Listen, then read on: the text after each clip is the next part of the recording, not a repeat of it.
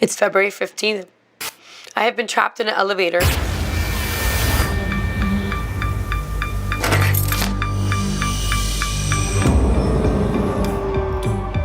Looking forward to the long weekend.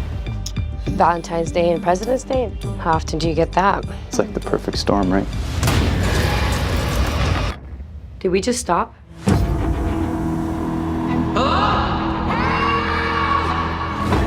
There has to be security guards. Where are they? We're locked in this box, but we're still a million miles apart. I'm an extremely private person. You don't even know me. We'll be fine, because we're honest with each other. We've been in here for days. Get me out of here, please. Happy fucking Valentine's Day.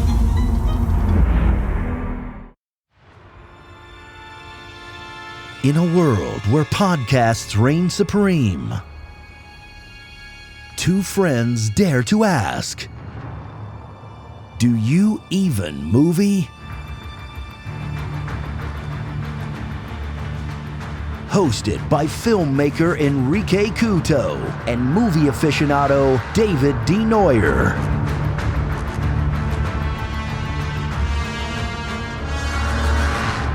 Spoiler alert.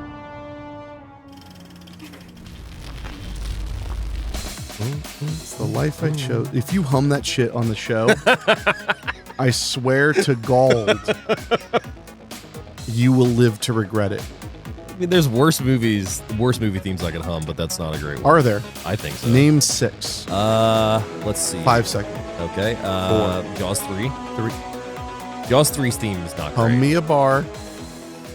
Oh, you don't even remember? No, Oh, it's so bad you don't even remember. Maybe because I put myself out of my misery and left it behind. I'll put you out of your misery anytime. I mean, one could wish. You know, Jaws 3 was actually the first Jaws movie that I probably saw the most.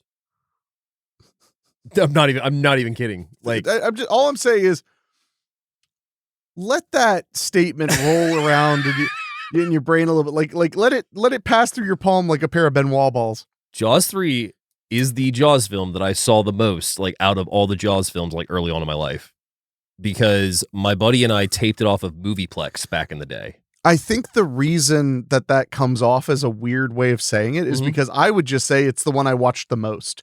Yeah. Because it's the first one. Yeah. But when you're like, that's the one I watched the most first, I'm like, like it's that meme with all the codes passing by. Well, but I think at the same time too, like, it was, it's the one that I have the most memory of, because, like, we legitimately stayed up late to record it, and then we also watched it immediately after we were done recording it on the VHS.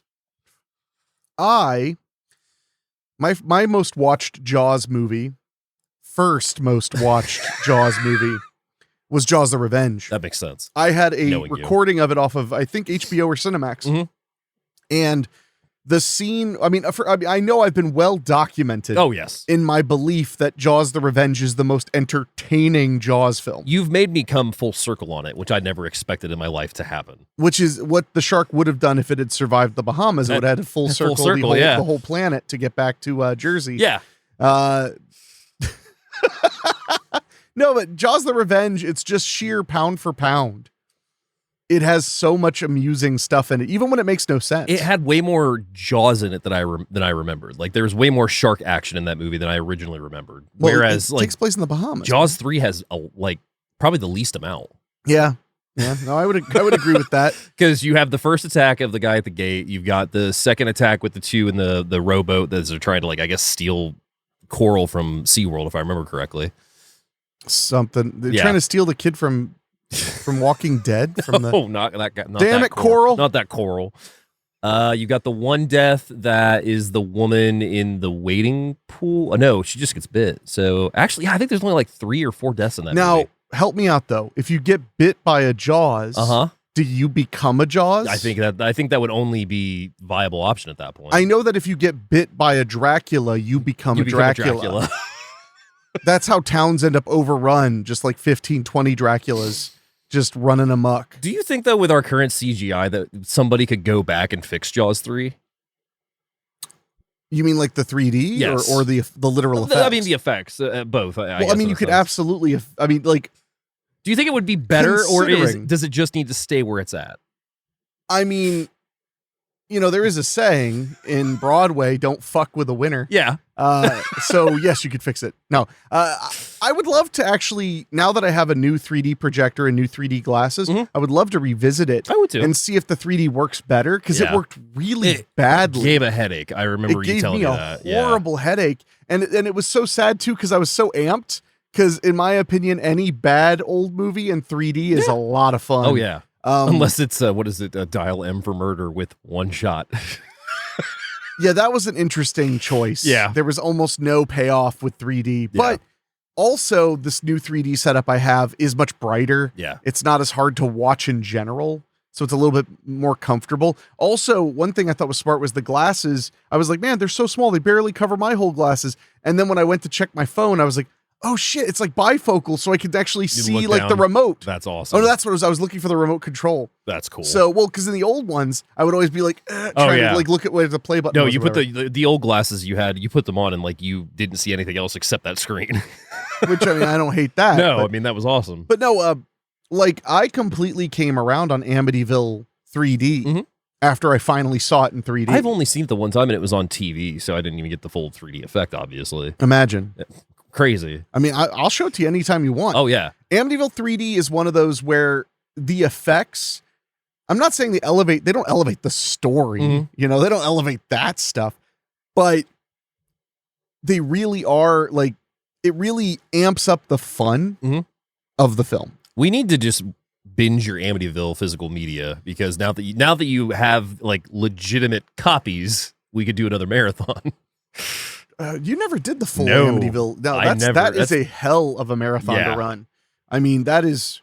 Well, because Vinegar Syndrome put out the other sequels because you have the Shout that has 1, 2, and 3, and then Vincent did Dollhouse, It's About Time, and You're going backwards. Yeah, I know. I'm just that's the first ones that come under my brain. Evil Escapes. Yeah, which is the lamp. Yes. Yes. It was Evil Escapes, and then I believe because Amityville Curse was not technically in that there. literal, but I consider it to be canon. But it's not literally canon. I have that one came out through another label. Yeah, a Canadian label.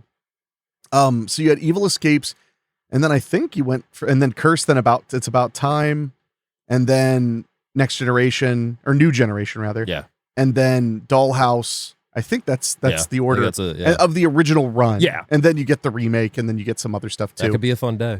Well, it depends.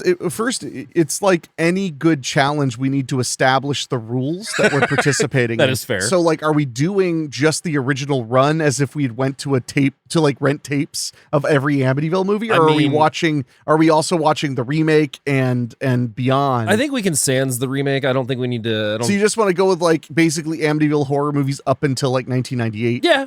Yeah. I think because the fact that that those releases are out for one, because I never thought that those would ever get a Blu-ray release. I bought so many copies of Amityville It's About Time. I bought a VHS. I bought that Canadian DVD because I was like, why would anybody do this? Yeah. And then I realized that there just are not a lot of movies to put out sometimes. Yeah. There's just so much to put out. They will scrape that barrel. I was talking with a friend of mine, and I don't want to name him because I don't want it to, and it's nice because I could say this and it'll be like, which friend is he talking about? But that puts out some movies. Yeah. And he had said, like, I don't even feel like I'm competitive. There's plenty of movies. Yeah. That was his statement. Yeah. And I was like, hey, that's fair. I mean, there are plenty of movies. Speaking of which, did you see TerrorVision's announcement today, by the way? Oh, that collection? The slasher box set that has Basement Jack and what the heck? There's two other types, Beware, and I can't remember what the other one is. I took a peek at it. Yeah. It looked cool. It looks cool. And for $45, it's a hell of a steal. Yeah. Yeah. I remember seeing Basement Jack when it was like on DVD. I got the DVD at Half Price Books. I don't think you remember that far back. I'm not trying to call bullshit, but I'm calling bullshit. No, I was in college. I remember I was in college when I bought it. You were never in college. Because we had a Half Price Books on one side next to the Kroger, and then on the other side of us was a Walmart and like P.F. Chang's and Mongolian Grill. Now I know you're lying. No, look good. Yeah. So I might grab that. Well, we'll see Ryan at Cinema Wasteland. Yes, so we we will. can harass him about it all we want. Yes. But anyway, yeah, I'm excited to revisit 3D now that I have this like souped up 3D system. Yeah. I've got some movies I can bring over that I know you don't have. You have 3Ds I don't have? Bait is the shark movie you don't have. Didn't we watch that? Yeah. Okay. But now we can watch it again. Like for the first time. You can watch Titanic in 3D. I have that in 3D. Oh, that is a big, yeah, we must do that.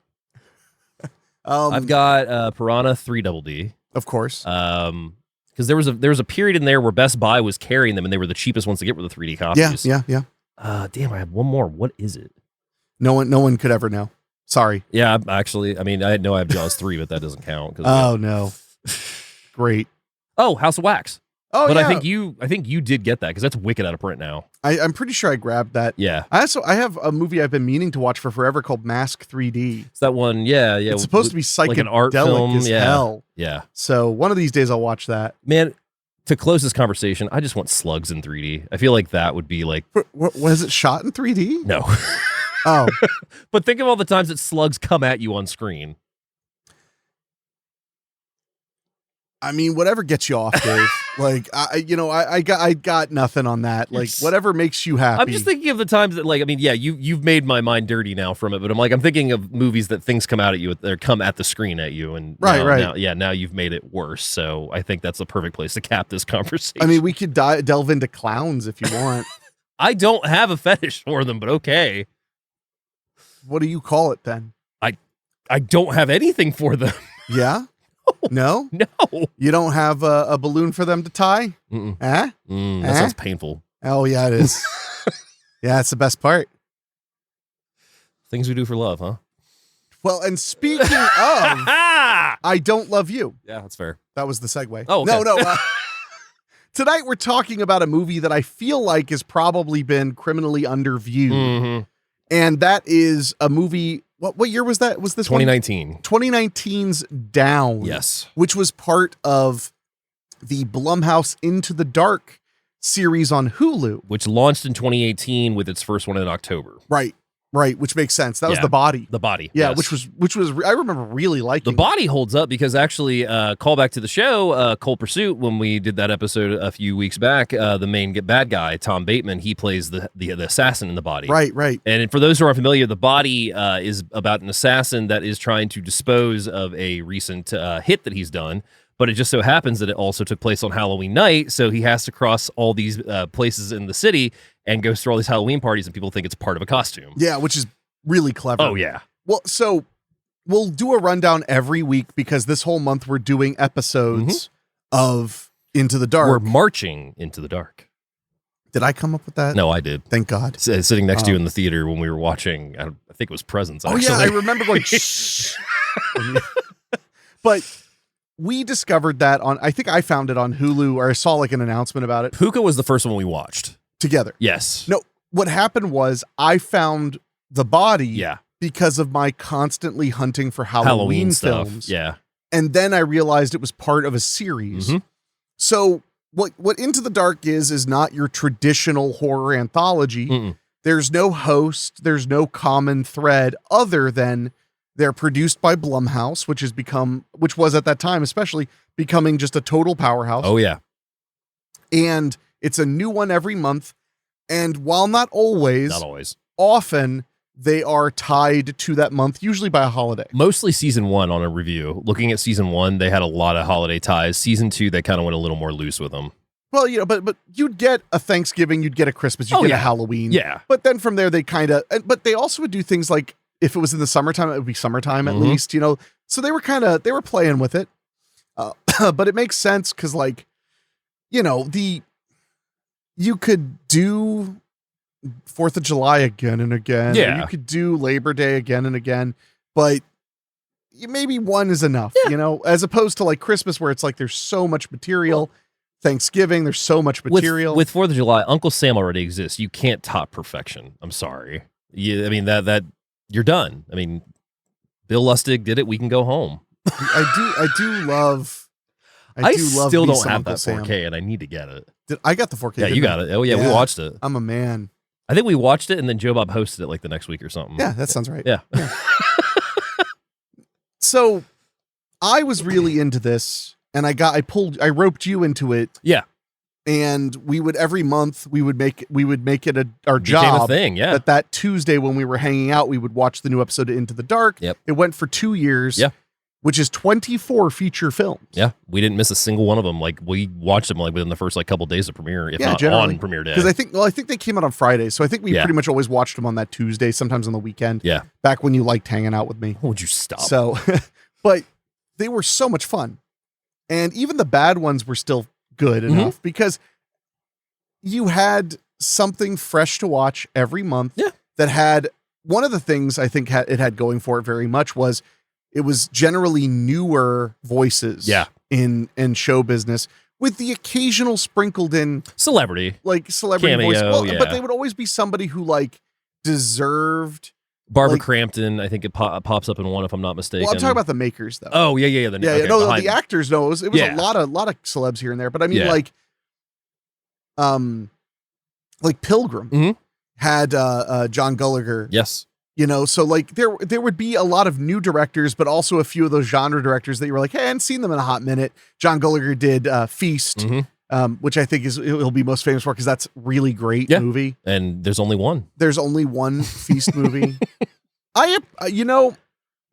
Feast. So Feast was made in participation with Project Greenlight, which was a reality show where people get to make a movie by pitching it to was it Ben Affleck? Ben Affleck, I think. Sounds right. And his team of people. Yeah. The second season, they decided to make a horror movie because the first season they did like kind of an artsy kind of movie, if I remember correctly. And John Gallagher, Clu Gallagher's son, won the contest to be a director. And Patrick Melton and Marcus Dunstan, who went on to take over the Saw franchise and make The Collector and The Collection, which are two freaking awesome movies, Amazing Collector movies. and Collection. So much fun. They won the screenwriting competition. So they I think Feast was a spec script, actually. I believe so. They picked that. When you watch Feast, it is good. It's funny. It's weird. It's quirky. It's kind of like more sophomoric from Dusk Till Dawn. Because they're holed up in a bar. There's little monsters. They're weird. Watch 2 and 3 and know that they were given a lower budget, but it's the same team. Yeah. And basically very little oversight. And they were supposed to be one movie originally and they made it into two, correct? I don't think that's the case. I think they actually were supposed to make 2 and 3. I think they were supposed to turn it into a franchise. Okay. Could be wrong on that. But my point is, it became very apparent by 3 that those gentlemen were working very well. Yeah. When they were kind of reined in by like Affleck's people. Yeah. Because Feast had the quirky goofiness, had the weird little moments where you were like, did that monster just hump that person's face? Like, what is going on? But still like delivered the scares and delivered the gross out and delivered the fun. 2 was okay. It had some good moments. 3, I was just like, what are they doing? 3 was because I watched them all in a row, 1, 2, and 3. And by the third one, I think I paused it halfway to make lunch and like decided like halfway through like being in the kitchen, the TV being back. And I was just like, it's fine. Like I'll just listen to it while I make lunch. Well, and I'm not trying to just be mean. They also had very little to work with, and you could tell that they had way lower budgets. Well, the plots basically become abysmal by the end of the second one. I mean, actually midway through the second one. Like they kind of go off of the first one and have a little bit like of a story. Well, and then the third one has like a total anti-ending. Yeah, and then it also has like the oh god, like the Nacho Libre wrestlers. You mean Lucha Libre? Lucha Libre. How's that racism taste today? Shut up. Is it salty or is it sweet Oh, there, D? Would you stop? Eat me. But no, it was just, it ran out of steam by the middle of the second part. And yeah, I mean, the first one's so much fun still. It is. And I think it's a testament to what those guys are capable of. Although Patrick Melton and Marcus Dunstan wanted to do some really awesome stuff. Anyway, Oh, yeah. I think they took the Saw franchise in a really interesting direction, especially considering, again, you're getting less and less to work with. You have less and less new ideas because you can only do so much. Yeah. And you can only change so much before somebody reels you in. Yeah. But I think that the Collector and the Collection are so painfully underrated, even though I remember the Collection did okay, I think. I think honestly, like the Collector like made such a big stink when it came out because like it was from the people that brought you Saw and whatnot, and everybody kind of saw it, and then the Collection kind of got forgot because like it was supposed to have a theatrical release, or it did. It did. It did. No. So Dave, I think you're remembering wrong. Keep in mind that it was also Oh, a it decade bombed. plus ago. It bombed. No, it had a full blown. It came out in 2012. Yeah. No, what happened was was somewhat the opposite. The Collector was like a sleeper hit. Yeah. So the Collection got a $10 million budget and a full throated theatrical distribution release. I saw it in the theater. I had never seen or heard of the Collector. Mhm. I thought the Collection was amazing. It did bomb at the box office. It made $9.9 million against $10 million budget, which was sucks. so close though. Because it was good. Yeah. Well, it was really, really good. Yeah. But I think the thing that hurt them the most, I don't think it's that the Collection got lost in the shuffle or that the Collector got lost necessarily. I think the biggest problem is people confuse them for each other. That's fair. Because the covers look really similar and the titles are really similar, even though I think going from the Collector to the Collection makes sense. Yeah. I mean, it's not like we're not in a world now where we had to the beginning to differentiate movies. Now, that said, though, if you're putting it on a shelf, Collection has to go first, Collector after it. Only reason I know that's because I had to do that.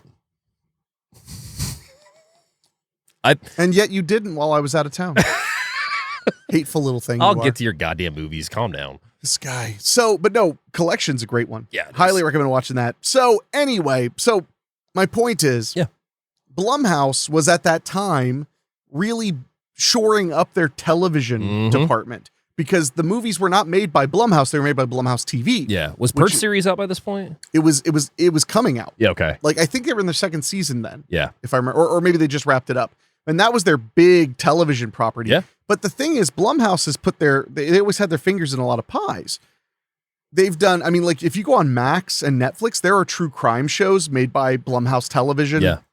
And then they made a couple of Blumhouse Television movies for Amazon. Yeah. So this was kind of the beginning of them kind of running with it. And I just thought the idea of every month they would try to like wow you with a full length movie. It was fun. Yeah, well, and it smacked of one of my favorite experiments of all time, Roger Corman Presents, where Showtime did the same thing, but with Roger Corman's studio. And every month for 2 years and some change, there was a brand new Roger Corman movie on Showtime. Yes. I loved that. And some of those are really, really good. Oh, I couldn't agree more. Yeah. So anyway, that's my opinion of everything. But yeah, Into the Dark was it was a time that really brought me joy. Like thinking back on like just rewatching Down last night. Like it just brought me so much joy and made me remember like how that was our thing. It was just like new Into the Dark dropped. Like, that was good times. It was really fun. And this one had always stood out to me as particularly great. Yeah, no, this is a good one. So we are talking about Into the Dark, episode Down from 2019, 1 hour and 21 minutes, rated TVMA, strong language, sexual content, and graphic violence. And it's a love story. It is a love story. Which is nice because we just finished February, so we're easing into March. Yeah. With a little bit of elevated horror. Look at that. I did not think of that ahead of time, which shows how little I prepare. Elevated horror. It takes place on an elevator. So IMDb synopsis says 2 coworkers find themselves stranded in an elevator over Valentine's Day weekend. My synopsis: 2 coworkers end up trapped in an elevator at the start of a holiday weekend, one with sinister intentions that could turn deadly. Sorry. Spoiler. I've been reading too much, too many erotic thriller descriptions lately. No joke, like legitimately. A cop on the edge finds out. No, I mean, your description is correct, but it gives away too much. Yeah, that's fair. Because there really are no hints about the twist that we're heading towards. There's really no hints about that was also the beauty about Into the Dark was, you were given the title, you were given the trailer and would show stuff, but like there were full-on twists that were not in anything that you didn't expect. Yeah, no, you're right. I mean, it was a lot of fun with some of these. Taglines include nothing, because there are no taglines. So my personal tagline, this Valentine's Day going down has its consequences. Wow. I'll give you that one. Okay. You can do the next one next week. Oh, I was going to do one now. Oh, well, go ahead. Off the top of my head. Fire away. This Valentine's Day is scary. That's fair. I win. Yeah, good job. No, but yours was pretty solid. Pretty proud of that one. I'll give you that one. Pretty proud of that one. So Down currently available to stream on Hulu, as is the entire Into the Dark, because that is where it premiered at. That's where it has sole ownership at. I would assume that it's going to be there indefinitely, Yeah. but who knows? Who knows? And as a reminder, because I'm always angry, if you want to see it in 4K, you need to watch Hulu through Disney Plus, because the Hulu app is irreparably broken. And I don't care how many TikTok people tried to be like, but is it your TV? I'm like, dude, I tried everything. You did. I would never have talked about it on the internet if I wasn't totally exasperated. Well, and you're all people may not know this. I mean, if they listen to the show, they know you're the guy that will go into expert settings, but then go into actual designer settings or whatever. I'll go into maintenance settings. Yeah. Yes, the secret codes. I have Samsung TVs, and what I do, I've had Samsung TVs, and what I do is I buy the original remote. Mm-hmm. That is not smart or anything, that has all the keypads, and I enter in the service code so that I can change all of the features. And I'm pretty sure it voids your warranty. I would almost expect it to. So our director on Down is Daniel Stamm. He gets his start in 2008 with A Necessary Death, which he's a writer and director on. Directs The Last Exorcism in 2010. Oh, really? Mm-hmm. Okay. 13 Sins, the remake of 13 Game of Death, which he's the writer and director on. Hold the phone. I just want to mention 13 Game of Death, the original, I think it was Korean. Yes. That is one of my favorite Phenomenal. films. I rented that at Blockbuster when I lived in Jersey. Yeah. And didn't know it was a foreign movie. And back then I was a little bit harsher toward foreign films. Yeah. Toward reading subtitles is really what it was. Parasite's what kind of got you out of that. A bit, yeah. And but I was kind of like, when I realized it, but I had nothing else to watch. Yeah. This was before streaming. So I was like, just watch it. And not only do I love that movie, it's a movie about a guy playing a game show that's kind of secret, where he has to do more and more terrible things, but all of the things have something in common that's specific to him, which is the bizarre part. Mm-hmm. The American remake's fine. Yeah. It's not bad, but the Korean original is really, really, really good. But the ending made me cry my eyes out like a baby. And then the actual ending, I was like, fuck you, fair enough. Mm-hmm. So I can't recommend 13 Game of Death enough. It's pretty available now, like through Tubi and like I want to say like Plex, because a lot of those After Dark Horror Fest and the what was the Dimension Extreme, they've ended up on a lot of streaming services lately. Oh, good. Yeah. He also did Intruder TV series in 2014, Scream TV series 2015, Incorporated in 2016, directed some episodes of Fear the Walking Dead in 2017. He does Down in 2019. Most recently, Them, the Amazon series in 2021, and also directed Pray for the Devil back in 2022. I think I really like Pray for the Devil. I don't think we saw it.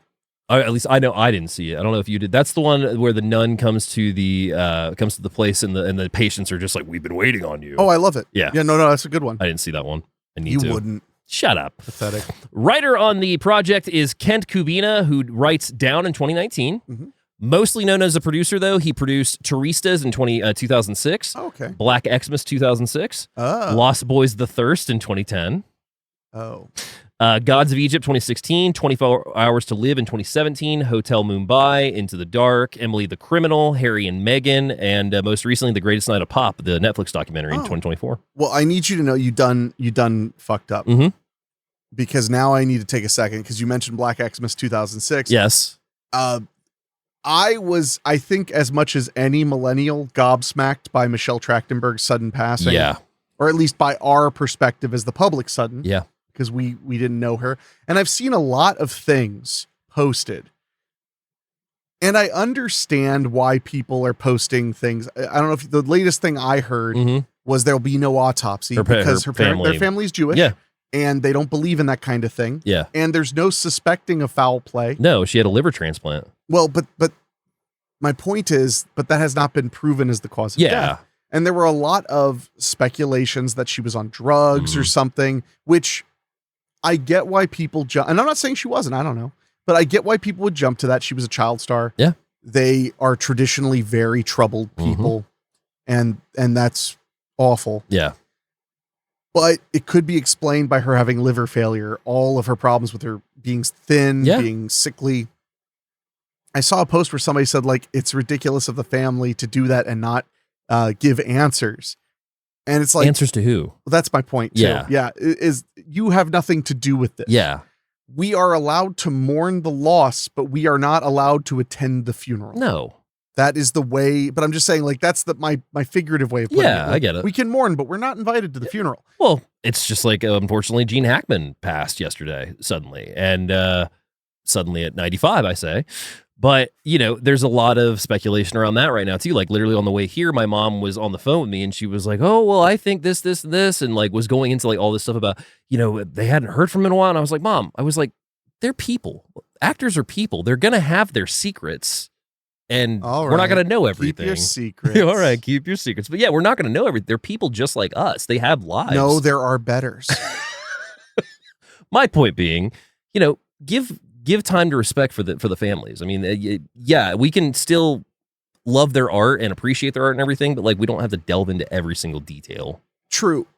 Though in the Gene Hackman case, it is just really unusual. It's very suspicious, but it's yes. probably going to be the most heartbreaking and obvious Mhm. answer. As to where with Michelle Trachtenberg, it's like, dude, she passed away suddenly. Yeah. You know, it's not like they found a bunch of weird things Well, appearing. yeah. Things. So, but no, you're right. At the end of the day, like, leave them alone. Mhm. But it also sucks because, I mean, when celebrities do pass, there is that moment where you're like, I hope it's not something awful, because it often is. Unfortunately, yeah. So, but that one hit me because Michelle Trachtenberg, 1 year older than me. Yeah. She was one of my first crushes. Mm-hmm. And one of my first crushes, like, because she was my age. Same I mean, age, yeah. basically. Well, Yeah. here's the thing. Her being a year older than me means that when I was watching her, she was basically The my same age age, every yeah. time she was on. That's she was fair. like my age roughly. Yeah. Because, you know, she do Harriet the Spy come out the next year. So Mhm. she's, 12 and I'm in that movie and I'm Mhm. 12. I remember the first time I thought she was adorable was in Pete and Pete again, Oh, yeah. because she was 8 or 9 and I was 8 or 9. Yeah. And she was just, she always had such an it factor. She was such a thoughtful actress Yeah. in Harriet the Spy. She was a child, but she just did so well with it. I don't know. I didn't have anything planned to say, except that it's just a real did tragedy. you see your buddy Fred Olin Ray's post about her? I mean, that was the most simplest thing you could say. Like, he didn't know if she liked him at first, and then like they were laughing, they were joking. See, you remember things in a kind way. Yeah. I know Fred. Mm-hmm. No, what he said was, I thought I wouldn't like her. Is that what he said? No, he said Okay. he said that I assumed she'd be the kind of person I wouldn't like. Okay, that's a good reason. And then Let's we read got that. along great. Yeah. Well, because Fred's been in the business a long time, Yeah. and he's not afraid to have his opinions. No, he's not. So- No, he is not. Oh, you're reading his book right now. I am right? currently Hell-Bent reading for his book. Hollywood. Yes. Yeah, it's a which good I book. cannot recommend enough. You'll fly through notes. I'm already halfway It through is it. Such a good book. Yeah. But yeah, so I don't know. I just want to say something because like that hit Yeah. pretty hard, and I didn't follow her career much afterward, Well, but I know that she was very beloved by Buffy fandom Yeah. and stuff like that as and well. I'll tell you that we've already gotten 3 requests to do Harriet the Spy in the last couple days of her passing. we should do it. Yeah, I figured we would. So we'll should do we'll it. figure out a point to fit that in, maybe May or so, or Yeah, sooner. we'll do it. Yeah. We'll do it soon. Yeah. So anyway, So thanks moving- a lot, Dick. Moving on to our cinematographer is Scott Winnig. He gets his start in 98 with Changeover, followed by My Ambition in 2006, shoots Laid to Rest in 2009, Wow. followed okay. by episodes of Fear Clinic, not the movie Fear Clinic, episodes of the FearNet Fear Clinic series.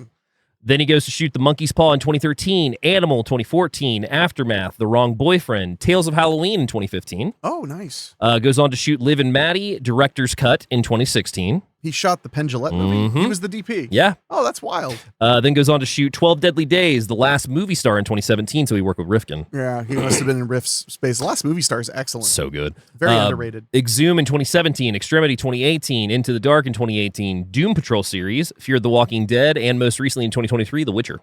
Mm. So he was working on that series as well. When it said he shot Into the Dark Down. or down, specifically down. specifically so did down. he shoot any other episodes? No, okay. just down. I was Yeah. just curious because sometimes they like put a DP Yeah. on a bunch of stuff. So Our cast includes Natalie Martinez, who plays Jennifer Robbins in the film. She gets her start in 2006 on Fashion House, goes in to be Saints and Sinners in 2007, Death Race 2008, El Dorado 2010, Detroit 187 in 2010 as well, The Baytown Outlaws in 2012. Did you ever see that? no. That was a direct-to-video release through, damn it, who was it?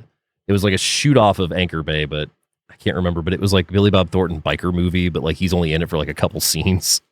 Huh. Yeah. End of Watch in 2012. I love End of Watch. Broken City 2013. CSI New York in 2014. Under the Dome in 2013. Secrets and Lies. Selfless. American Dad. From Dusk Till Dawn series in 2016. I really liked that series. I never got a chance to watch. I should You never really saw sit it? down and watch it. Yeah, it's only I've heard it's 3 great. seasons, I want to say. I've heard it's great. It's fantastic. The first episode is the entire opening of From Dusk Till Dawn, the movie. It makes sense. You'd have to establish Yeah. it. Yeah. Oh, no, it's super good.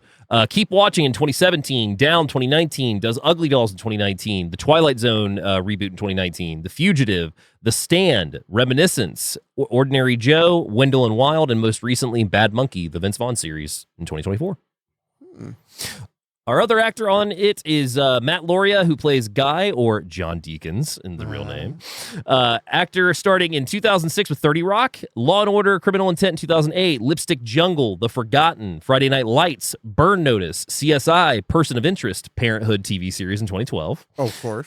Ma, The Kingdom, Miss Bala, Down in 2019, Traitors, Shaft, Little Birds, Calls, 80 for Brady, Outer Range in 2023, CSI Vegas, and most recently Blind Spot in 2024. Nice. Yeah. So, first time watching, I mean, I think we've already said it, that we were together on this. We were together romantically. Romantically. 'Cause And it was the Valentine's Day. first time that we got into it together was Puka. So, Puka, and then New Year, New You, and then this. So Puka was December. Oh, yeah, because it was Christmas. Yeah, gift. because Flesh and Blood is the Thanksgiving one, right. and then, yeah, Puka. Well, And I get thrown because there's a sequel. to Puka Lives. Yeah. So I was like, I didn't remember that being at Christmas because that one wasn't at Christmas. Yeah. I think that was like August or something. And I think, honestly, you made me aware of the Body and Flesh and Blood right before we watched Puka. I think that was like the initial like introduction of this series, and Yeah, I then the think new you're right. one came out. I think at first it was just my thing. Yeah. And then I was like, hey, do you want to watch this thing? Yeah. And then you got excited and I was like, well, then I should tell you even more. Because like Down was the third one we watched, and I remember just being glued to the screen the entire time. I remember when the twist was revealed, and we just was like, "Oh my god, there's 40 minutes left. Like, where is this going?" Yeah, and it's a solid twist because what you have here is a film that it's a 90-minute movie roughly, and the first hour is in an elevator. I mean, aside from the setup in the first 5 minutes or so, they end up in an elevator. So, first of all, I love the idea of being stuck in an elevator. Mm-hmm. I think it's very scary. Yeah. I don't like the idea of being stuck in an elevator personally. Have you seen all the elevator horror films like The Shaft and Down? Well, first of all, Down? Mm-hmm. Dick Moss, the guy who gave us Don't Amsterdam. fucking call me that, you son of a bitch. The man who gave us Amsterdam gave us a killer elevator movie. I saw it. Yeah. Yeah. I've seen quite a few of them, and they're really fun. Yeah. The thing that's great about elevators is just that they're mundane and dangerous. Mhm. Mundangerous. Mundangerous. Oh man, I deserve an Ooh. award. But the other thing I love about elevators is they force us to be in close quarters Yeah. with strangers, and not occasionally, pretty much always. Often, yes. I mean, if you're whether you're at a mall or an office complex, if the office complex is big enough to have an elevator, you're probably going to see people you don't know because you probably don't work with them. You once saved Amanda Beers, Fright Nights Amanda Beers, with an elevator. I was thinking about that last night. I guess I could tell that story real quick. Yeah. I wonder if she remembers that. I doubt it. It's possible. But Who knows? I was at a convention. I'm just going to keep it vague. That's fair. I was at a convention where people get really rowdy, not Cinema Wasteland. And Amanda Bierce was there because she was in Fright Night and, of course, Married with Children and everything. She played Marcy on Married with Children, and she was one of the lead producers on the later seasons of Married with Children. Yeah. And, of course, she was in Fright Night. And I had seen her like walking around, doing stuff. And the problem with this convention, now this was, I don't know, 06, 07. Mhm. This was before smartphones were like really proliferated. So when I would travel a ton, when you got to a hotel, when you got to your room and you settled in, the first thing you did was go down to the front desk and ask if they have any menus, because restaurants will drop off stacks of menus so that, you can You look. could order, yeah. And usually they'll be like, what are you thinking? Chinese, pizza, and you'll be like, oh, yeah. And they'll give you a couple menus. And then you go upstairs, pick your food out, call them and order it. I know, by candlelight. I remember because I was trying to remember what my order was going to be before I called. Yeah. And I was like, crap, I'm not going to be able to remember all this stuff. So I turned over to Thomas Jefferson. I was like, could you stop writing the Declaration of Independence for a second so I could write down my egg roll order? That's how far back it was. Yeah. So, but no, so I at that show, every year I had dreaded getting into the elevator because it would get flooded with drunk, rowdy people. Mm-hmm. And one year they all got in an elevator and jumped up and down and broke it. Yeah, you told me that. Luckily, most elevators have a safety measure where actually all it can do is drop about 4 feet and then it locks and then it's stuck. Forever. Yeah, for the rest of your natural life. Yeah. Actually, it has a mechanism. The moment the last person is dead, it just works again. No, but so to give an example of my experience at the show, one time I got in the elevator to get my menus. Yeah. And nobody was in the elevator. I was like, get down to the floor, get my menus, go back into the elevator. And literally, like as soon as the door is about to close, a guy comes up and steps in, quiet guy, horror movie t-shirt. And he just like sits there like, and like, the way I remember is like the elevator door closes and like the moment it closes, he just looks over and goes, do you like Evil Dead? And I'm like, I do. And then he's like, oh, and then he just like he's like, well, I'm going to be really close to you and talk. So he just like got really close to me, just started talking about Evil Dead. He was really drunk. Yeah. So one time I just remember as I was heading back up to my room, because I did that show many times, as I was walking back up to the elevator, I see Amanda Bierce, menus in hand, in the elevator. And as I'm walking up, I'm like, oh, cool. I'll get to ride up the elevator with Amanda Bierce. That's neat. That was the show where I rode up the elevator with Crispin Glover, and he was kind of a dick. Yeah, not surprised. You know, he may have had a bad day. So as I'm heading up to the elevator, this group of drunk people all like look over, and one guy points at the elevator and goes, Marcy Darcy. And they all just start beelining for the elevator. So I just stood in front of the elevator with my arms open and just let the door close, blocking it. And as the door was closing, she mouthed, thank you. And then when everybody was like, oh, I acted like I didn't know what I did. I was like, what happened? And then I waited for the next one. Pretty solid. You know, sometimes you just got to take one for the team, you know? So that's, and elevators have always been amusing to me because you have a captive audience. Yeah. Like if you ever want to have fun in an elevator with strangers, all you have to do is the moment the door closes, turn your back to the door and go, I'm sure you're all wondering why I've gathered you here tonight. And then if you get a good reaction, you can close with, one of us in this room is a murderer. Jeez. And usually you get a pretty good laugh. Now, if you're alone in an elevator, the best, I've traveled a lot and I always am looking for ways to entertain myself. Strike a pose and let the elevator reveal you. Yeah. That's no, solid. not open, reveal you. And it's great because if people see it, they'll laugh. And if no one sees it, it didn't happen. Have you ever been stuck in an elevator? Hell no. Yeah, I haven't either. I came very close. There's an elevator in one of the buildings in Troy that I used to work out of. And your office was in the elevator? Those cheap sons of bitches. That'd be kind of cool though. For a day. for 45 minutes. Yeah. But I remember we were doing something for Ghost Tours because that was the main building that we ran Ghost Tours out of as well. And we had been carrying tables and everything. So we'd gone up probably 3 or 4 times by this point. And I remember on the 4th time going up, we just kind of heard the and then it stopped. Oh no. Kept going, got to the floor below where we need to get off at. And I was like, I'm just going to get off here and take the stairs. Yeah. And then sure enough, it got stuck at the higher floor. Nice. Nice job, Otis. Yeah. But yeah, no, never been stuck, but always paranoid it could happen. And be something like a True Romance, like Christian Slater's going to whip out a gun on me and, you know, make me say them in the FBI. I mean, that could be it too, yeah. Check me for a wire. Well, which is the beginning of any good lovemaking routine. All right, you ready to get into down? Why the hell not? So we're in a high-rise office building. It's the evening before Valentine's Day, and everybody's kind of getting ready to go home. We're seeing party decorations are up. We're seeing a big bowl of Hershey's Kisses. Well, I think it is Valentine's Day. No, it's the next day. The next day is midnight, because remember, that's why they open the wine. Oh, right. No, you're right. Yep. You're totally right. So we see that there's a woman. She's getting ready for her day, and that is Jennifer, and she's getting ready to pack up at the end of the day, but she's sending an email or trying to basically tell somebody that she's flying from New York and wants to be with them. I like how that description, she's trying to send an email. It's just like birds are flying in and like pecking at her hands, and then she spills water. She keeps typing and then deleting and then typing and then deleting and then completely just closes the laptop with nothing sent. Like a government worker. We also at this time see another man in the bathroom. He comes out of one of the stalls dressed in a nice suit, but he notices that something's on his tie. So he tries to clean up his tie, and he's also got a bottle of wine. And we see that he's on the 49th floor and she's on the 42nd. Is that it? Or is it swapped? You're asking me to remember numbers. Come on. You know numbers. Dustin Hoffman, Dick Tracy? Oh, no, it's Mumbles. Damn it. Yeah, Numbers I was like, what are you Numbers talking- is the other guy. No. So if you want it to work for me, you need to understand your audience to manipulate it properly. Yeah. So what you need to say is, he had $49 and she had $43. Like, no, she had $42.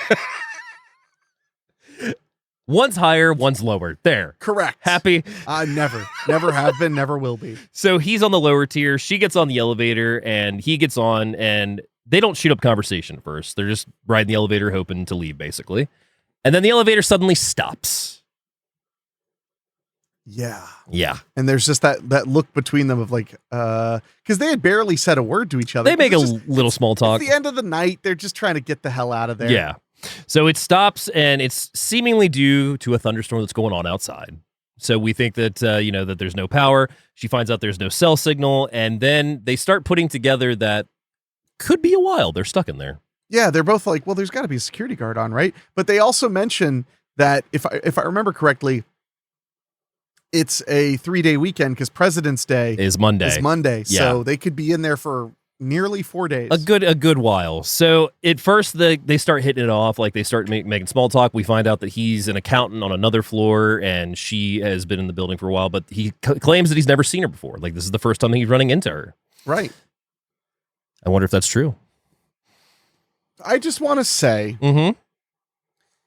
I really don't think they show that hand at all until the reveal. They don't. So as we're like goofing about it, it's because we know. But the first time I watched, I had zero. It seemed like they were legitimately stuck in there, and I was waiting for the problem for the reveal to happen. And I mean, and he shares his water with her because she's thirsty, and he's like, well, I got some water. She's like, no, save it. And he's like, well, we don't know how long we're going to be in here. And unfortunately, he was much thirstier than she was. He was.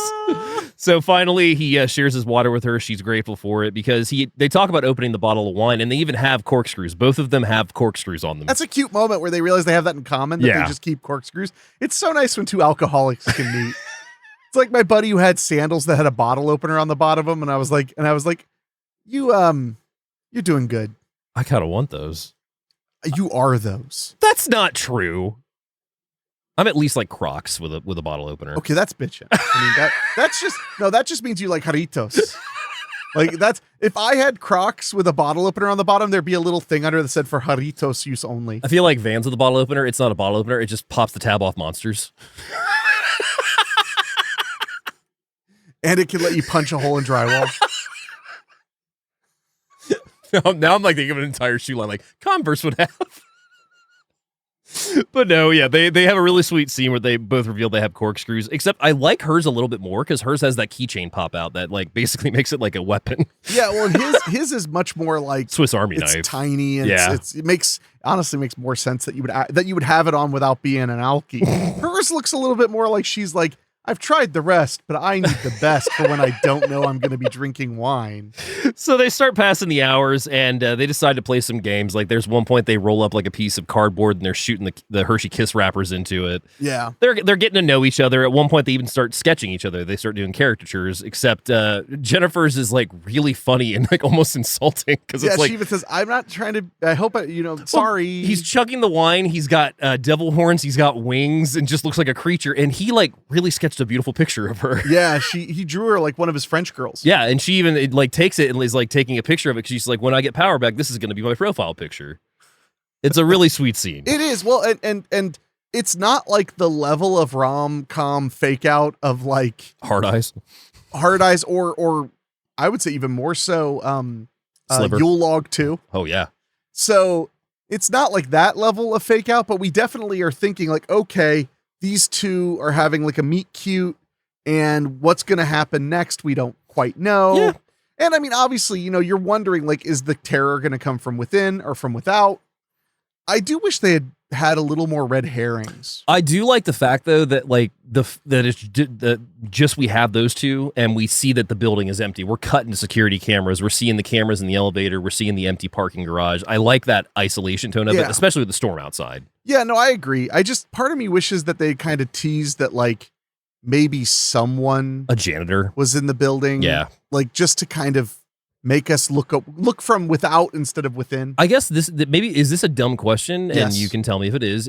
Yes. Is it normal to have one security guard for an entire building of that size? Because if they have like 50 plus floors, that's a lot for one person to go through. It really depends on where your office is, the crime rate worries, how like if people often come in after hours, because oftentimes there'll be like one or two guards tops. Yeah. It really just depends. It's kind of like, I mean, now cops don't even have partners. You know, they drive around by themselves. I mean, it worked out for Gibbons in T2. The buddy system is the only reason Gibbons is still alive. Okay. Facts. Gibbons.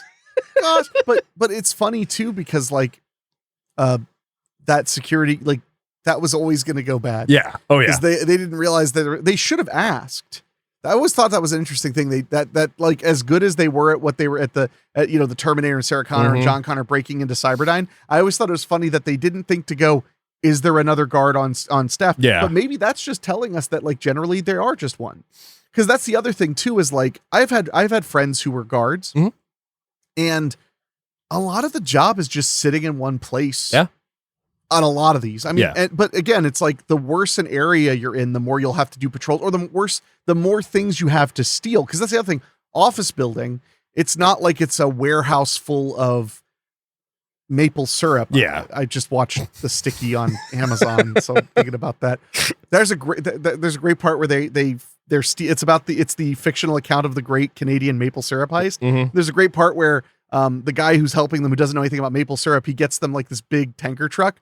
And when they're getting ready to leave, he's like, did you get them filled? And she's like, I filled the back tank and I nearly fully filled the second smaller tank. And he's like, well, how much money is that? And she starts doing like saying the numbers, like math out loud. He's like, I don't care about the goddamn math. Just how much is it? She's like, $8 million. He's like, $8 million.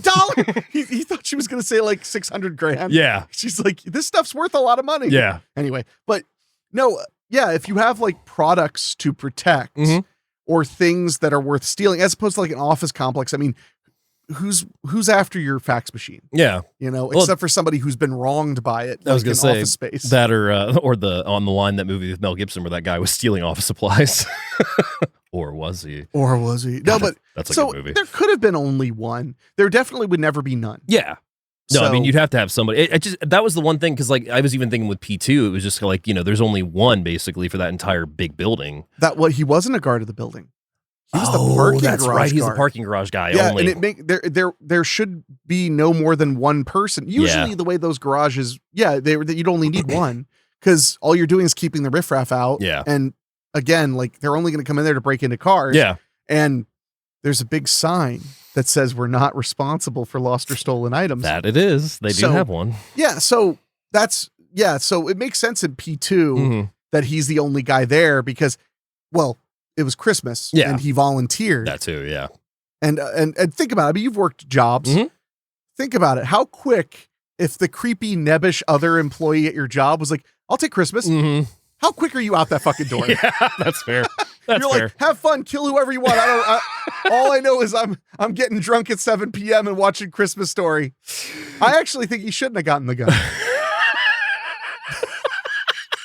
That's such a tag on the end of it.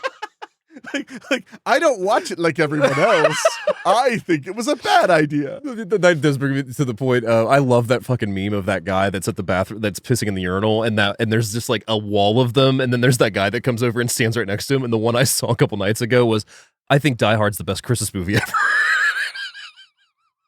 Yeah, I do enjoy that. Those are great. Yeah. So yeah, they've had some getting to know you time, and that's when they kind of take it up a notch, because they get onto the subject of is it the dirtiest place you've ever had sex? Davey boy, they're talking about fucking. They're talking about fucking. That's what I'm saying. Is it the dirtiest place or is it the wildest place? I can't remember. Or the dirtiest thing you've done, I think, or something like that. Look, they're just trying to gently talk about sex because they're animals. Yeah. Fucking animals. But she takes it up a step even further because she starts recording what he's saying, like takes out her phone and like and questions him about it. Little odd. It was odd. Like rewatching it last night, I was just kind of like, I remember that, but also that's still pretty fucking odd. For the record, if you have just made, I mean, like I make friends quickly. Yeah. You know, so I mean, haven't you ever been in a room with somebody you've known for like 6 hours and then just been like, hey, could you tell me something really embarrassing and personal? Let me just film it. You mean like on this show every week? Yes. Just like this. Just like this. No, honestly, I'm starting to wonder if this show's court appointed for you because I don't know why you show up, man. It's therapy. That sent you. But yeah, so she starts recording him and he basically like starts telling a story and she's like, you know, well, if you can't think of anything, like make something up. So he basically starts doing erotica like out of his brain. Which is better than not out of his brain. I mean, yeah. I mean, something gonna come out. Hey, Valentine's Day. Dave's on today, guys. We should always record on the afternoon on Friday. You're gonna have to tell your work that you just did I just work half days again? You mean like what I was doing before? No, forever. Forever. Like I work is half days, bro. But the good news is, no big deal. I'll just work 10 days a week. 10 days. I got it, bro. It's the same amount of time, bro. Reminds me of that freaking Dave Ramsey thing that's going around. He's like, I can solve your problem. If I were you, I would start working 80, 90 hours a week. That is literally how I got out of poverty. I don't know. I like it's just a fun clip or funny clip. Well, I don't even know if it's like, it's just a funny thing because like you could look at that clip as like funny because it's absurd, or you could look at that clip as like, no shit. No, yeah. Because for me, it's no shit. Yeah. But to some people, it's absurd. Yeah, it's always funny when I talk to people about like figuring out your money thing, and they're like, but if I how am I going to do this and this and still save money? Like I'll have to basically live in like a hole in the wall, and I'll have to eat none of the food I like. And I'm like, yeah, that was like the first 9 years of my adult life. Yeah. And honestly, I thought it was going to be more. Well, there's that whole I can't, it might even be Ramsey. I'm not a big Dave Ramsey fan, but I do, his stuff pops on my feed every now and then. And I think it was him that said like, if you're not willing to change one aspect of your life for a short period of time, basically the sacrifice. Well, there's the saying in self-help that I hate that I like it, this saying, because it sounds so trite and so most of those do. But there's a saying that says you have to be willing to live how others won't in order to live how others can't. Yes. And it's cringy, but it is accurate. Yeah. Like a lot of people when they start businesses, they have nothing for a very long time. And sometimes they just plain fail, so they don't even get the payout. Yeah. But I will say Dave Ramsey, I don't watch his show, but I read one of his books once, and it was how it helped me get out of debt. Because he has this thing called the snowball method. Yeah. I've talked to you about that, haven't I? Oh, yeah. Yeah, because when you talked to me about like I'm having trouble with some of my debts and credit cards, I told you like his method I really think is the smartest method. It's not the most mathematic method, it's the most human method. Well, but then I just handed you the ex-president's mask and I said, let's go. Oh yeah, and we fucking took care of business there, man. Rock and roll. Rock and roll. I can't believe we killed all those people.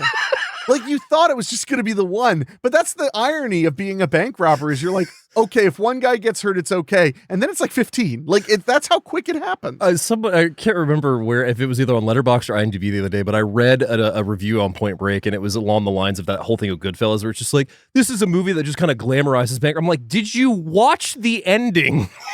Yeah, no, you know, that sounds like he probably just has IBS. So he's like, he gets through about half the movie before he shits his brains out. And then he's like, oh, the credits are on. Well, it's pretty good, I guess. I guess they all lived happily ever after. No, he's right. Every crime movie should just start really miserable and sad and depressing and boring. Yeah. Oh yeah. And just never get better. Yeah. That's the way it should be. So she records him, and as his story goes, it starts getting a little darker. He kind of starts coming from a dark place. You think? Just a little bit. A smidgen. A skosh. And so he abruptly ends his story, and he basically tells her that he's also become aroused at this point, and she kind of figures it out with him as well. Look, I am the lifestyle coach of this podcast. No person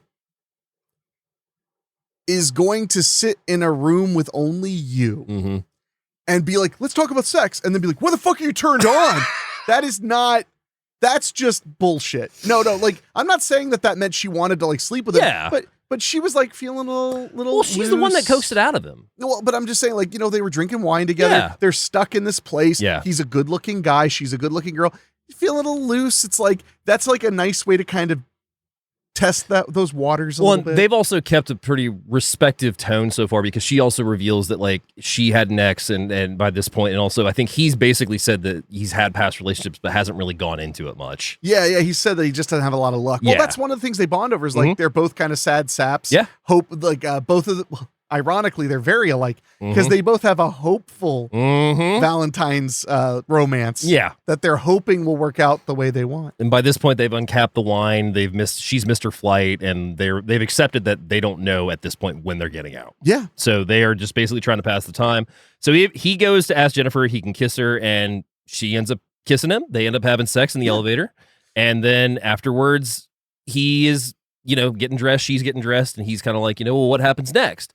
And she lays some hard, cold truth on him. David, first of all, we promised the audience that when there's a love scene, we would turn down the lights and you would go play by play on it, blow by blow, if you will. So go on. What did I used to say I'm trying to think what I used to say on primetime. Shit. I'm going to take the buttons off your blouse one by one. Terminator reference. So no, but so they and this is the thing. This is why the movie works so well. Them sleeping together makes sense. Yeah. It came about organically. Yeah. Again, they were feeling the wine. They're both attractive And adults. he's, like I said, he's been respectful the entire time. Like at one point she has to pee and he's like, so standing cool in the about corner. She's like, close your eyes. He's like, all right. Well, he offers to let her pee on his coat. Yeah. Just so it doesn't have to pool there. And she doesn't want to. So he's like, well, how about your empty thermos? Yeah. Boom. But like he's over there and he like covers his eyes, like can't hear anything. Trying to help her relax. And even when she's all embarrassed by it, because it's like it's really realistic. She's like laying there like hugging down because she has to pee so bad. Yeah. And he's like, why be embarrassed? Like I'm gonna have to eventually. Like, yeah. You're not alone in this.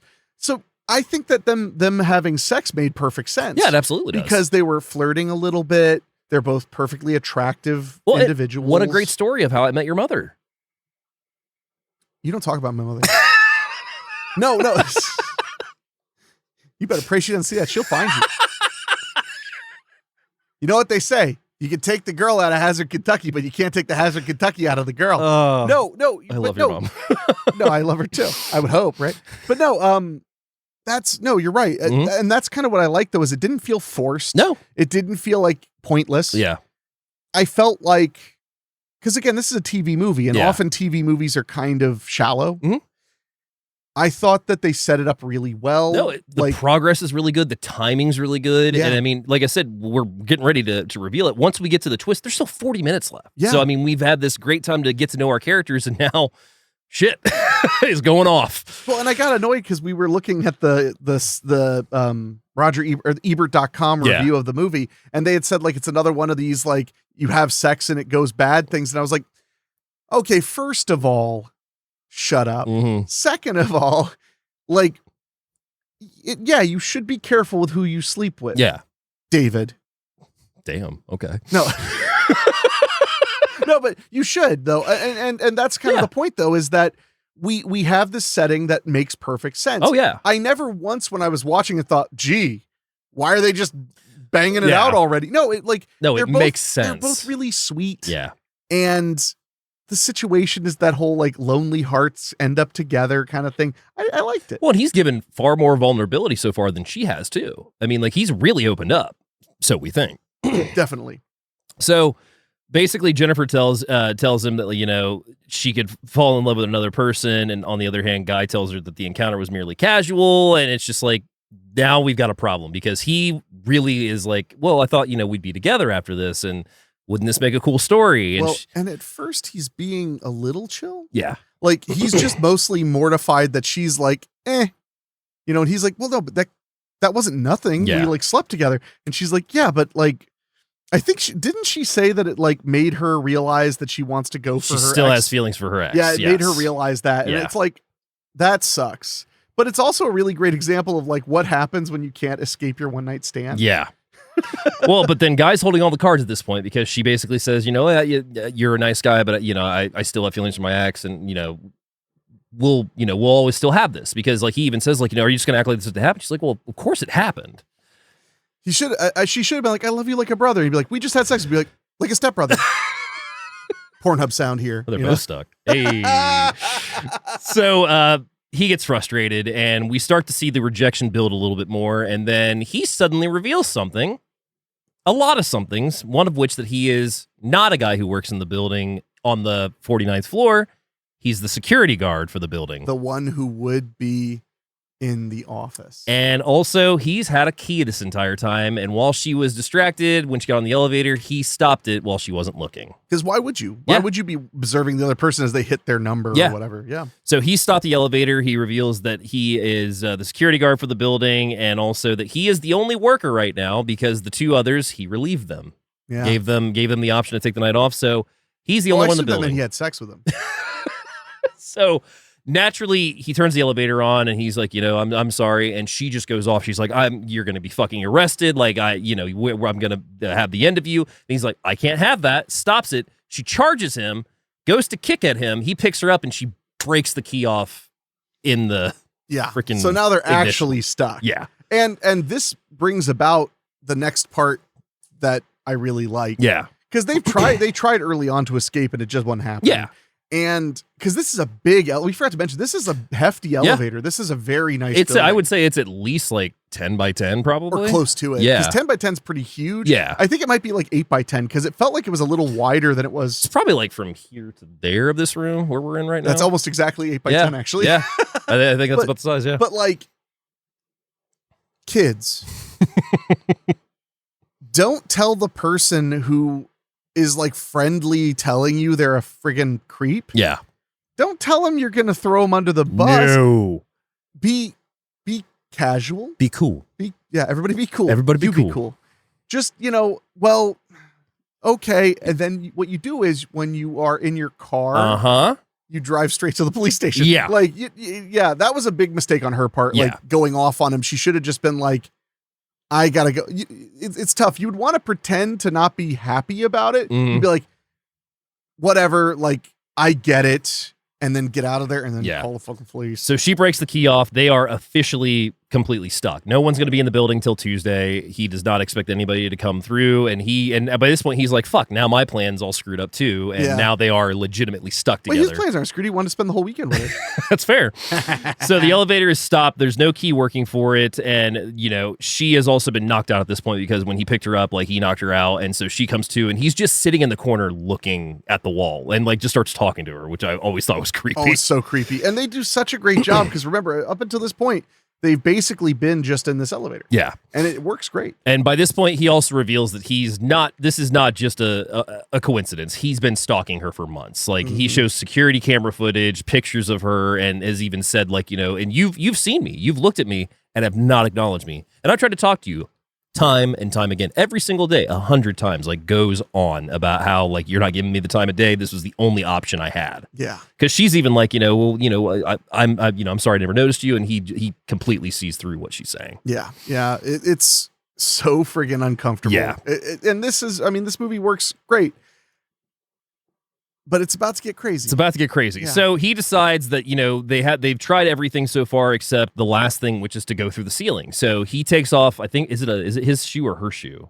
Because I think it's a high heel, because I think that's her shoe, yeah. Yeah, so he takes off her shoe and he starts hitting the tiles, gets the tile away in the elevator. So he's like, I'm going to climb out and call the police. And she's like, maybe I should go, I'd be easier to lift, blah, blah, blah, blah. So he's like, I don't know about that, but okay. So he puts her up, she gets on the roof and immediately flips him off and goes running. Yep. Because why not? Yeah, so she tries to climb a ladder. He jumps through the hole that he has made for himself and gets onto the roof of the elevator, starts chasing her up another ladder. One thing leads to another. They end up falling completely from the height onto the bottom of the elevator. Right back in. One thing leads to another. They end up sleeping together again somehow. But then they're back at they end up right back in the elevator. Yeah. Going down. Down. Yeah, it is one thing when they fell, it should have just moved a little bit. That would suggest they're in serious trouble. Yeah. I mean, that elevator looks like it could hold cattle. So Jennifer is the first to recover, and she ends up tying up Guy using one of the discarded clothing. So his hands are tied behind his back, and she takes the opportunity to also make a power move. She grabs the cigar lighter and the cigar cutter because we forgot to mention that she got gifts. There's so much. Yeah. He ends up taunting her by digging through the gifts she had gotten her beau. Got her boyfriend a nice suit jacket and a box of cigars and a cutter and a torch. It was some weird box that had like 3 cigars and a cutter and a torch in it, which I didn't understand. I mean, it just seems like if I was like, oh, she's like, I got you cigars. And if somebody came to me, I was like, I got you cigars. And it was a box. And then I open it and it's just like 3 cigars. And so I'd be like, do you like me? I thought you got me a box of cigars. What if it's just like 1 cigar and just like a nice card? It's just placed in the box. It depends on how nice the card is. Honestly. You know, a handmade Terminator 2 card for your birthday? I would cry. You're welcome. Well, there were no cigars though. There's a massage you still haven't claimed. You just really amped up the sexual tension between us on the show when you threw that out there. Oh yeah, here's the coupon book. It's just in a bunch. Yeah. 1 free, full stone massage in parentheses under stones. It says testicles. Testicles. Yeah, like a hot stone. It just says all by me only. All by me only, and if I'm not available, my roommate, TBA.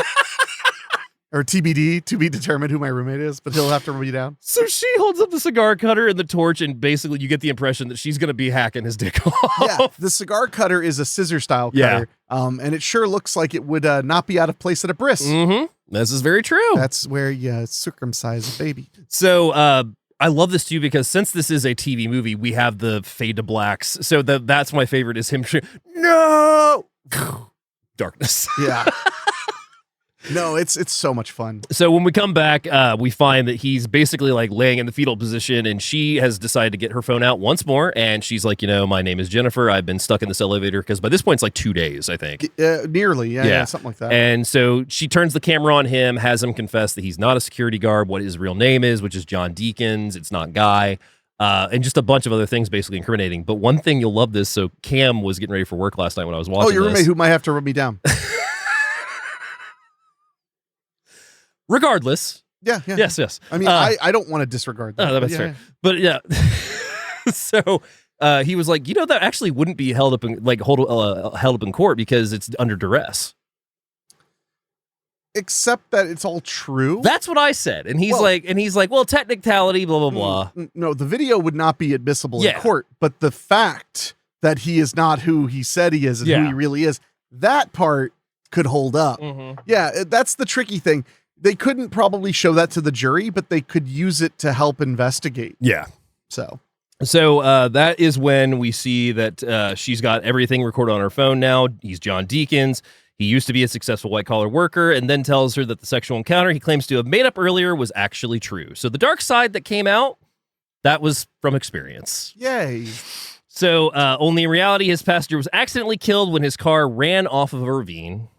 And that's after serving 6 months in jail for the crash, and he was unable to get a promising job, so he plotted the elevator incident to get a taste of his former life. Aw, every time you go away, so I'll find you. By this point, both parties have fallen asleep. It's the next morning, and we see somebody else entering the building, which is one of the security guards, Eddie, with a girlfriend that he's brought in, and he immediately goes to his desk. He sees in the camera that 2 people are stuck in the elevator, gets on the intercom, starts talking to Jennifer. And he's like, we're trapped in here. He's like, okay, I'll come save you. Finds where they're trapped at. And, he gets is it an axe or something? Or I can't remember what he does to get it open. It was like a pry bar, I think. Yeah, pry bar. So he pries it open and he finds out, he's like, John, are you in there? And he's like, yeah. And he's like, yeah, well, here's my key. Gives him the key. And by this point, it's all darkness. Like the doors are open and it's just John, only voice talking. Yep. And so hands him the key and he's like, it's not working. And he's like, all right, I'll come in. So he crawls through the hole of the elevator and he looks over to the side, sees the woman bloody, and then he also sees John covered in blood because by this point he's had the shit beat out of him. Yeah. And that's when he's like, John, and he's like, sorry, Eddie, grabs his hands, turns the knob, and uses the elevator to cut him right the fucking half. Yeah, and we're not kidding. You get some gore payoff. Yeah, you do. For real. So that's when we see that, he has basically sliced him in half and he's clearing it up. He goes out of the elevator and he's walking naked through the hallways and gets to the bathroom, puts his security guard outfit back on, goes to the security desk and looks at the computer, deletes the files of the video. We also see that Eddie is bagged up in a plastic bag. And it is disturbing. Gruesome, yeah. But also, while he's looking at the computer desk, he also sees that Eddie's girlfriend comes up, and she's like, "Where's Eddie?" And he's like, "Oh, Eddie split." Wah, wah, Yeah. wah. And No, she's it's like, solid. "Oh, okay," and goes to leave. And we get probably my favorite shot because of how insane it is she's walking to the door. All of a sudden, the beam from the flashlight comes on the back of her, and it just cuts around. He's charging her like mouth agape like a madman. And then once again, one of those beautiful cut to black. Well, and what they're doing there is they're establishing just how nuts this guy is to make you even more afraid for the female lead. No, he's completely unhinged at this point. So he kills the girlfriend, and we see Eddie gets dumped down the elevator shaft. The girlfriend follows him, and that's when he takes an unconscious Jennifer to the parking garage, gets into his car, which also just so happens to like kind of have some stuff ready to go, like a can of gas and some tarps, and among other things. Sounds to me like he's a hobbyist of some sort. It could be, yeah, absolutely. So we see that he puts her in the trunk and starts driving away. He goes to this back alley, like drives to the city a little bit, goes to a back alley, a really long back alley where a trash can is at the end, pulls the car back in, pops the trunk. Before that, he talks to Jennifer through the trunk and basically says, like, maybe in another life we could have been okay together, but I guess shit happens. It's, it is what it is. So then he pops the trunk. Jennifer's playing possum and quickly jumps up, kicks the shit out of him, knocks him out, throws him into the dumpster, and then the piece de resistance. She gets into his car, gets a cigar, lights it, and then tosses it into the dumpster as it becomes a blaze. And this is all in slow motion. Yeah, buddy. She is not one to be trifled with. No, tosses the lit cigar in, flames burst out. We hear John screaming and cut to black. And that is 2019's Down. What a ride. What a fun ride. Yeah. Yeah, no, this movie is a ton of fun. You really ought to give yourself a treat. Yeah. Watch it on Hulu. And really, I mean, one of the reasons we're doing this is I think a lot of people would really enjoy Into the Dark. Now, some people may not enjoy the ones that didn't hit as well. There's some quirky ones. There's some weird ones. I mean, but like you and I said, I think a couple weeks ago, even the absolute dogs, as we would call them, still have some watchable super fun content because they move along really well. They keep your interest. And what we're doing is presenting you like our personal greatest hits. Yeah. So if you want, you could just watch those, and maybe that'll make you want to watch the rest of the series. Well, and we also wanted to add one to each episode, and the one that I wanted to talk about this week because it's one that I think is honorable mention. Yeah. New Year, New You from 2018. That one's wacky. That one, the reason I chose it for this one is because it kind of has that same interpretation of we meet people that we think are gonna be friendly, and they're longtime friends, and they're having a New Year's Eve party. They're saying goodbye and saying hello to the new resolutions and everything, and then slowly but surely things start coming out from each of their friendships that get a little darker and a little darker and a little darker. And we've got that whole social media kind of influencer vibe going too. Oh yeah. Which has become trite, but it was actually somewhat new then. Yeah. Yeah. No, but this is a really good one. So New Year, New You from 2018. It would have been the fourth one that they released, which is just, I think, let's see, because there was this one and then, this would be right before Down. Yeah. So, because they'd always did the New Year's episode in January, because they had a Christmas episode in December. Yeah. So New Year, New You is one we recommend. Unfortunately, I would love to give you some fun facts. The only one is that this was shot in Trump Tower. That's the only one I can find. Huh. Yeah. I would have thought it was shot in Canada. Yeah. But what are your final thoughts on 2019's Down? I mean, it's a hell of a lot of fun. Oh, yeah. Any movie that has people kind of trapped is fun for me. I love when things are pared down to where it's mostly just the characters. But they also gave you that wild ride of when they get out of the elevator for a bit and how psycho this guy really is. So it really kind of scratches both itches. Yeah. It scratches the itch of kind of a psychological character-driven drama and then goes off the rails toward the end to really kind of drive it home. Yeah. So I think nearly anybody who likes a horror movie will like this. Yeah. I think honestly for this series we could change up our rent it, stream it, buy it. I think we should there's only stream it is the only. Yeah, but I think we should do with ads, without ads, own it. I mean, how would you own it?